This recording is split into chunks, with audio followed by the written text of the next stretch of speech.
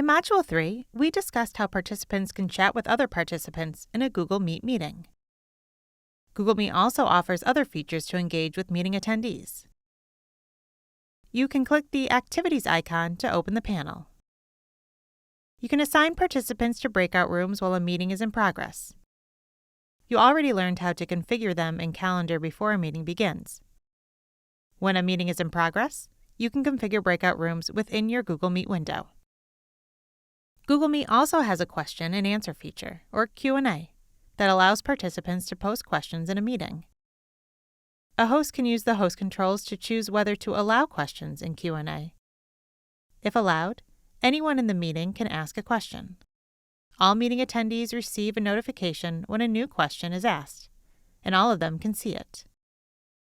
By default, meetings are configured to allow anonymous questions.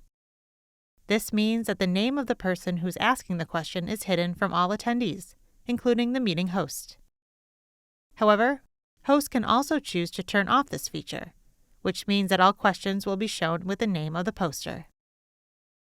All meeting participants can ask, upvote, and filter questions. Participants can also delete their own questions. Deleted questions are not viewable by general participants. However, hosts can view deleted questions. Anonymous questions are also viewable, but they omit the poster's name. Meeting hosts and co-hosts can manage the questions asked in a meeting. They can hide a question, mark a question answered, or delete a question. At the end of a meeting, hosts also receive an email report of all the questions that were asked in the meeting, along with the names of the people who posted them. Hosts can also create polls for participants to vote on. Like Q&As, meeting participants are notified when a poll is created and have the option to respond to a poll anonymously. At the end of the meeting, hosts are automatically emailed a report with the poll results and any questions that were asked during the meeting.